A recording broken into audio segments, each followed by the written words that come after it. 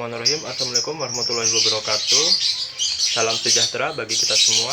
Om Swastiastu, Namo Buddhaya, salam kebajikan. Pada kesempatan kali ini, saya David Andrian dan sebagai pemateri nantinya dalam sebuah pembahasan sebagai berikut. Oke, sebelum masuk ke pembahasan inti, saya akan menjelaskan mengenai arti kata hakikat dan juga arti kata fungsi. Hakikat ialah suatu kata yang berasal dari bahasa Arab, yaitu al-haq, yang dimana bila dibaca misalkan menjadi suatu kata pokok, yaitu hak, yang berarti kepunyaan atau yang kebenarannya ada. Dan hakikat ini memiliki dua definisi, yaitu yang pertama, hakikat ialah intisari atau dasar. Contohnya, dia yang menanamkan ajaran Islam di hatiku. Dan yang kedua yaitu adalah hakikat, berarti kenyataan yang sebenarnya atau sesungguhnya. Contohnya, pada hakikatnya mereka itu adalah orang-orang baik. Saya sederhanakan lagi ya. Pada kenyataannya atau sesungguhnya mereka adalah orang-orang baik. Jadi seperti itu. Dapat disimpulkan bahwa hakikat ialah suatu ungkapan atau kalimat yang digunakan untuk menunjukkan makna yang sebenarnya atau makna yang paling dasar dari suatu benda, kondisi, dan juga pemikiran. Seperti itu. Yang kedua yaitu arti kata fungsi. Fungsi yang berarti kegunaan suatu hal. Contohnya, fungsi jabatan. Jika ketua tidak ada atau sedang sakit, maka wakil ketua lah yang menggantikan tugas ketua. Seperti itu. Dan kata fungsi ini memiliki kata turunan yaitu berfungsi dan juga memfungsikan. Dapat disimpulkan bahwa fungsi ini sebagai aspek khusus dari suatu tugas tertentu. Seperti itu. Sampai sini bisa dipahami mengenai arti kata hakikat dan juga arti kata fungsi. Baiklah, sekarang kita lanjut ke pembahasan inti, yaitu yang akan dijelaskan oleh para pemateri sebagai berikut.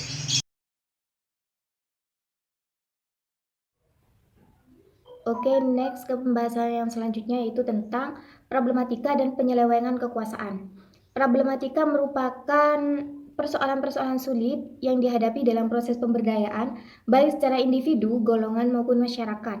Sedangkan penyelewengan kekuasaan merupakan suatu tindakan yang melanggar hukum yang dilakukan dalam kapasitas resmi yang memengaruhi kinerja tugas-tugas resmi.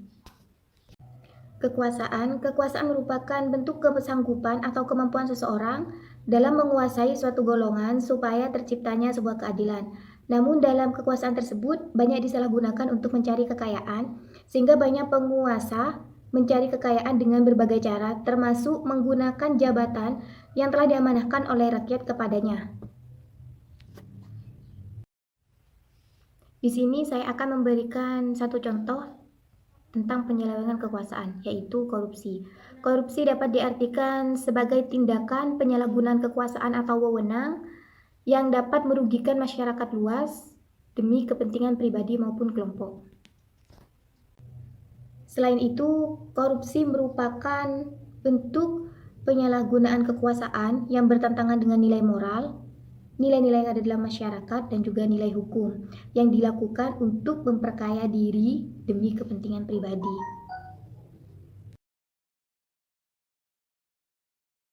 Assalamualaikum warahmatullahi wabarakatuh. Saya akan menjelaskan tentang penerapan nilai-nilai luhur bangsa di sekolah.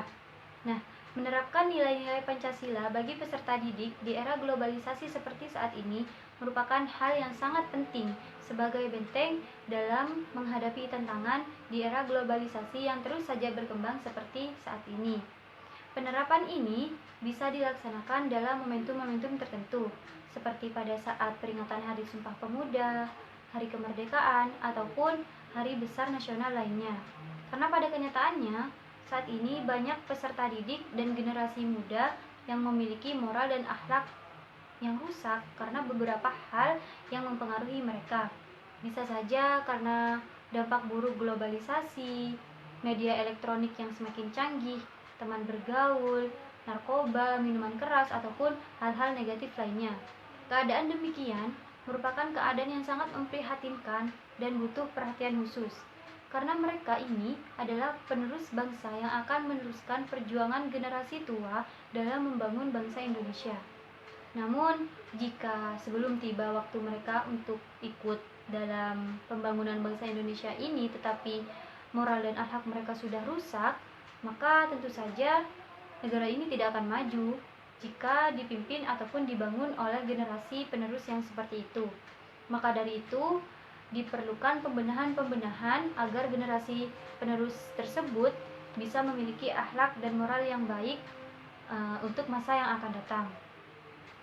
Dan dalam rangka pembenahan-pembenahan itu mengharuskan kita untuk mengupayakan penerapan nilai-nilai Pancasila di sekolah agar generasi penerus bisa tetap menghayati dan mengamalkannya, dan nilai-nilai yang luhur itu tetap menjadi pedoman bagi bangsa Indonesia sepanjang masa.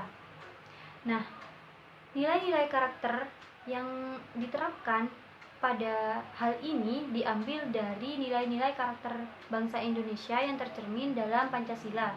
Dan Pancasila memuat nilai ataupun karakter bangsa Indonesia yang tercermin dalam sila-sila Pancasila itu sendiri, yang tercermin sebagai berikut.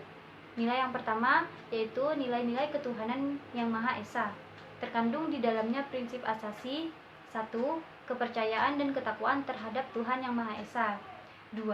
Kebebasan beragama dan berkepercayaan kepada Tuhan yang Maha Esa sebagai hak yang paling asasi bagi manusia. 3. Toleransi di antara umat beragama dan berkepercayaan kepada Tuhan yang Maha Esa. 4. Kecintaan kepada semua makhluk ciptaan Tuhan yang Maha Esa, khususnya makhluk manusia.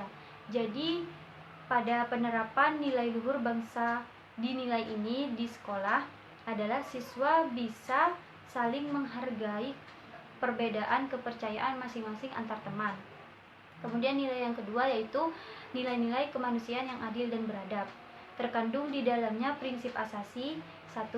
Kecintaan kepada sesama manusia sesuai dengan prinsip bahwa kemanusiaan adalah satu adanya. 2. Kejujuran. 3. Kesamaderajatan manusia. 4. Keadilan. 5. Keadaban. Jadi, penerapan nilai luhur bangsa pada nilai ini di sekolah adalah siswa bisa saling berlaku adil, jujur, saling menyayangi antar sesama teman ataupun dalam melaksanakan kegiatan sekolah lainnya. Kemudian nilai yang ketiga yaitu nilai-nilai persatuan Indonesia. Terkandung di dalamnya prinsip asasi: 1. Persatuan.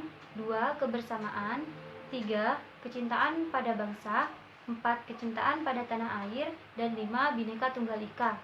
Jadi, penerapan nilai luhur bangsa pada nilai ini di sekolah adalah siswa bisa saling menghargai perbedaan dan menjunjung tinggi rasa kebersamaan antar teman. Kemudian nilai yang keempat yaitu nilai-nilai kerakyatan yang dipimpin oleh hikmat kebijaksanaan dalam permusyawaratan perwakilan. Terkandung di dalamnya prinsip asasi: 1. Kerakyatan.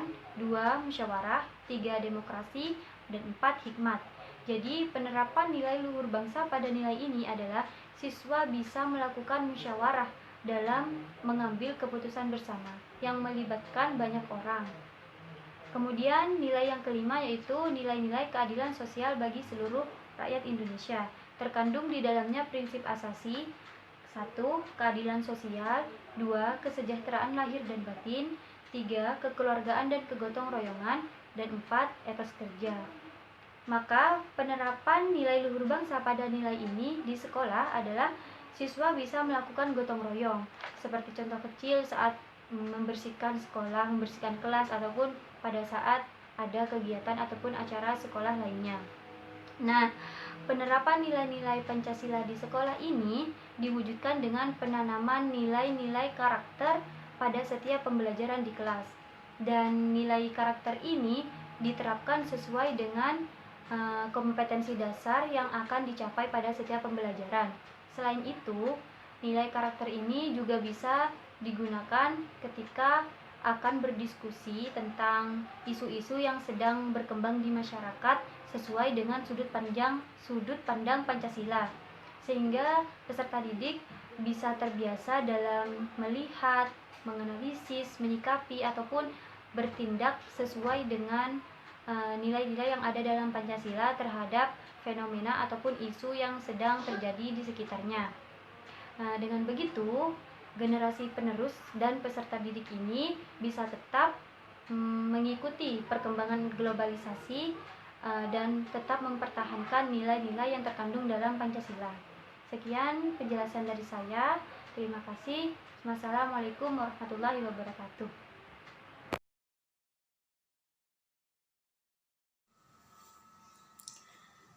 Assalamualaikum warahmatullahi wabarakatuh.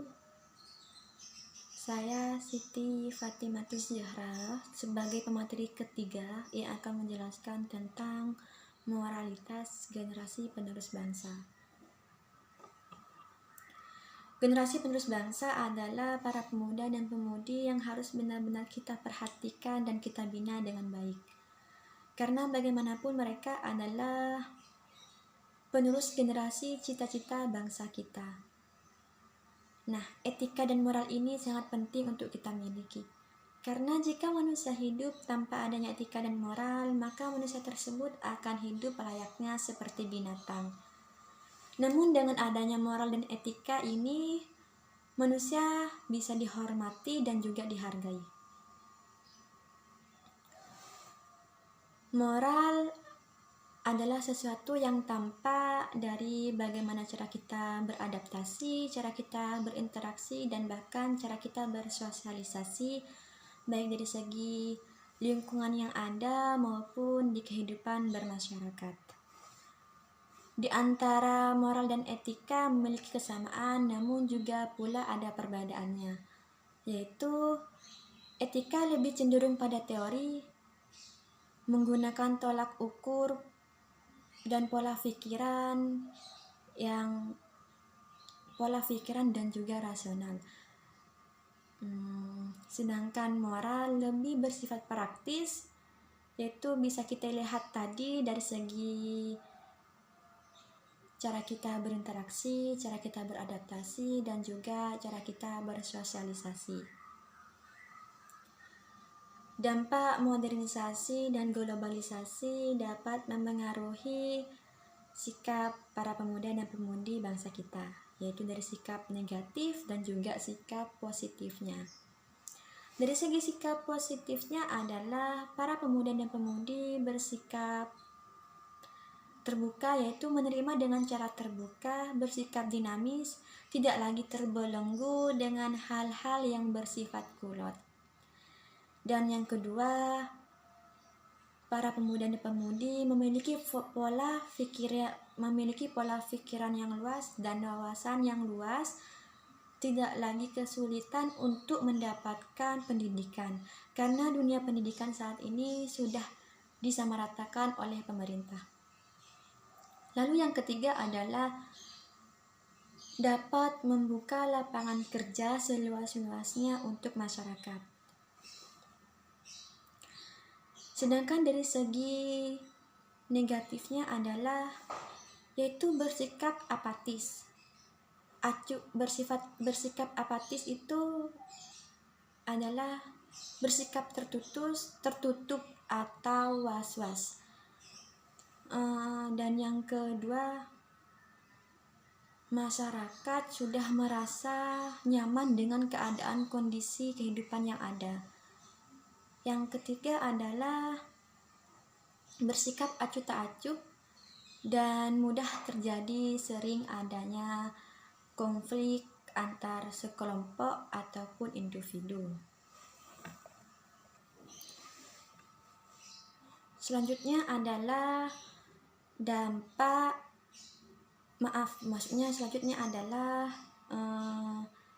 kemerosotan akhlak dan moral. Kemerosotan akhlak dan moral dapat dipengaruhi oleh beberapa faktor, yaitu yang pertama adanya pergaulan bebas. Untuk menghindari pergaulan bebas, kita harus benar-benar bisa memilah dan memilih teman dekat yang baik dengan kita. Dan yang kedua adalah sikap orang tua yang kurang perhatian. Di sini peran orang tua sangat penting dalam pembentukan karakter seseorang. Karena sikap orang tua itu kasih sayangnya, cara dia mendidik anaknya itu sangat penting dalam pembentukan karakter seseorang, lebih-lebih seseorang anak ya, yaitu terutama dalam memperkenalkan pendidikan agama ataupun norma sejak usia dini.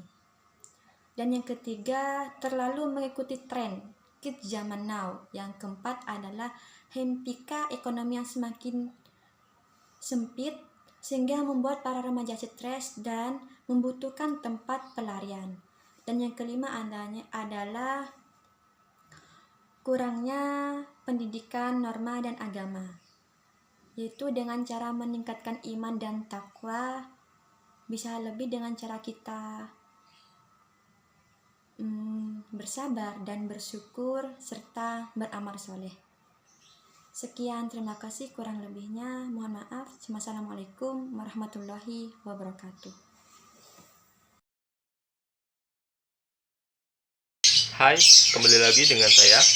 Sekarang saya akan menjelaskan mengenai pembahasan hukum di masyarakat dan juga keadilan hukum di Indonesia. Saya persingkat atau sederhanakan lagi, yaitu keadilan hukum di masyarakat Indonesia. Saya akan menjelaskan 3 kata dulu, yaitu keadilan, hukum, dan masyarakat. Yang pertama, hukum. Hukum ialah suatu kehendak yang diberikan kepada masing-masing orang atas apa yang menjadi haknya. Itu adalah keadilan. Dan yang kedua adalah hukum. Hukum merupakan peraturan-peraturan baik tertulis maupun tidak tertulis yang pada dasarnya berlaku dan diakui orang sebagai peraturan yang harus ditaati dalam kehidupan bermasyarakat. Itulah hukum. Dan yang ketiga yaitu masyarakat. Masyarakat ialah sekelompok orang yang mendiami suatu daerah atau wilayah tertentu dan patuh terhadap peraturan-peraturan tertentu pula. Itulah masyarakat. Pada dasarnya dalam kehidupan berbangsa dan bernegara, hukum memegang peranan penting dalam kehidupan bermasyarakat. Hukum sebagai salah satu kaidah hidup antar pribadi berfungsi sebagai pedoman atau patokan yang bersifat membatasi masyarakat dalam bersikap ataupun bertindak, alias pengontrolan sosial atau social control. Dengan demikian, hukum menjadi efektif dan dapat dilihat baik dari sudut fungsi social control maupun fungsi sebagai alat untuk perubahan. Dan hukum sangat erat kaitannya dengan masyarakat karena hukum berjalan adanya masyarakat. Dan selayaknya masyarakat yang kehidupannya akan berantakan bila tidak adanya hukum. Jadi keduanya itu saling berhubungan. Dan mengenai keadilan hukum ialah suatu keadilan atau suatu proses hukum yang dijalani oleh penggugat dan tergugat, dan di mana tidak ada yang saling dirugikan atau merata ataupun adil. Itulah keadilan hukum. Jadi hukum dan juga masyarakat sangatlah erat dan tak mungkin dipisahkan atau terpisahkan antara satu sama lain, karena di mana ada hukum, di situ pula ada masyarakat. Seperti itu. Itu saja yang dapat saya jelaskan mengenai keadilan hukum di masyarakat. Sekian presentasi kami. Jangan lupa untuk like dan komen bila ada yang kurang dimengerti, dan nantinya kami akan memberikan sebuah jawaban atau penjelasan mengenai pertanyaan Anda. Dan jangan lupa pula untuk subscribe channel ini. Terima kasih. Wassalamualaikum warahmatullahi wabarakatuh.